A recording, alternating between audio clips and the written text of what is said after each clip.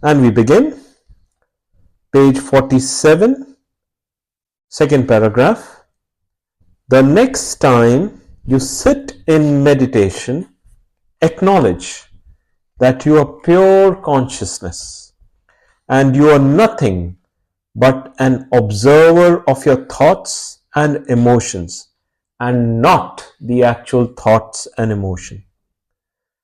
Sri Sri Ravi Shankar shares a very beautiful meditation which allows one to go to the depths of our own mind as well as realize its expansibility. I encourage the reader to read this on their own and experience meditation. I will not be doing this meditation with you. Okay? But I will go on to page 47, the last paragraph. As you can see from this small example, because we have shown, from the small example, because we have so many experiences on a constant basis, our mind is constantly in a chatter.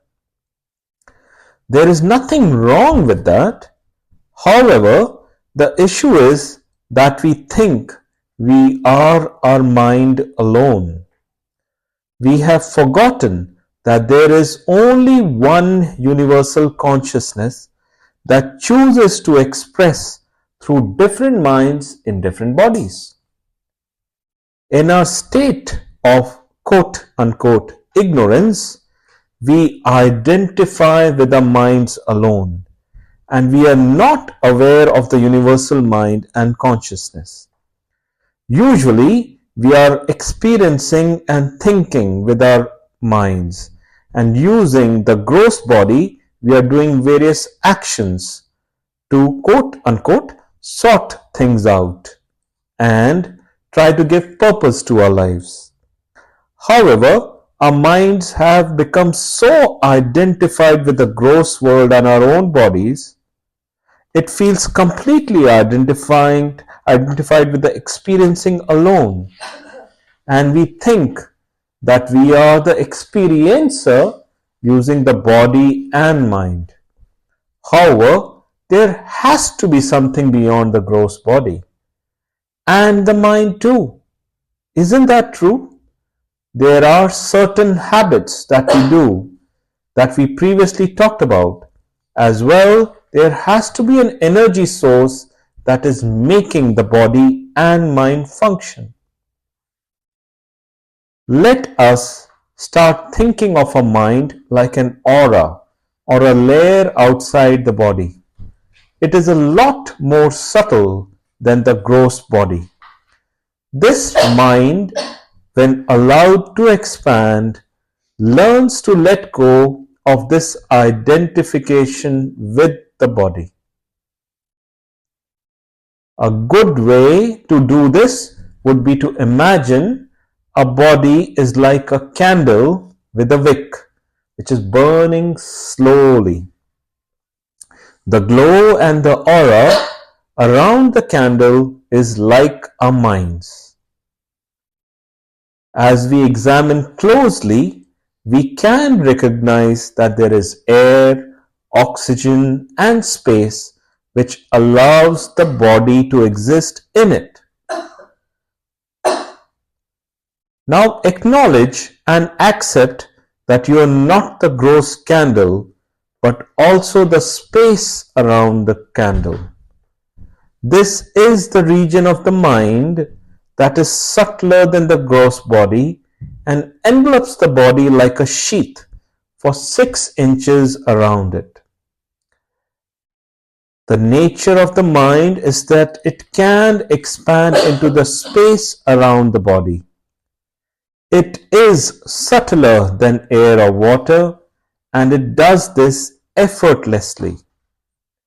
Next, accept that your mind is a very subtle part of you, which is the space around the body. Now, close your eyes and let the mind expand through just awareness. Next, let your awareness go for a few more inches all around your body. Just be aware of the space around the body for a couple of minutes. Next, let your awareness grow to 1 foot around the body. Don't try to visualize the space, just be aware of it. Then let your awareness grow, and it is described how to let your awareness envelop the whole world. This is meditation 2, adapted from Glowing Candle Meditation by Gurudev Sri Sri Ravi Shankar. And we stop there for further discussion. In our group, we discussed further what the concept of the mind and universal consciousness is in simplistic terms. Usually, we think our mind is within the body. We then expanded through this meditation technique, realizing it's actually outside the body. It is 6 inches around it. As we grow in our meditation practice and we recognize that the mind is actually very subtle, it grows more and more and more. To at least during deep meditation, having a feeling that our mind and that universal empty space, the universal consciousness is just the same. Then we further discussed that just having a meditation practice or doing the wisdom practices of asking who am I is enough to purify a mind, a memory, our ego and intellect, which are deeper, more subtler layers of the mind alone, to a point where the mind does not associate with this body anymore. The mind identifies only with the universal consciousness.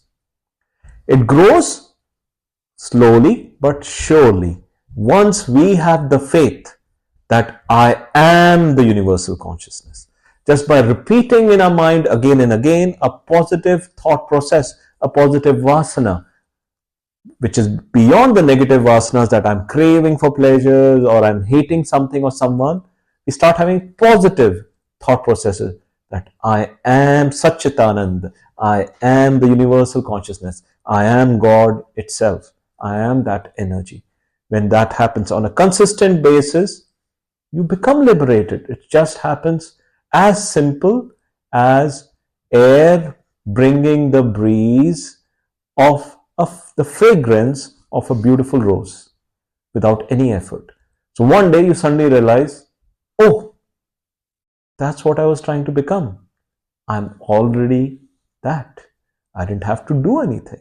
I didn't have to lose anything. Just happened. And with that, we end today's session.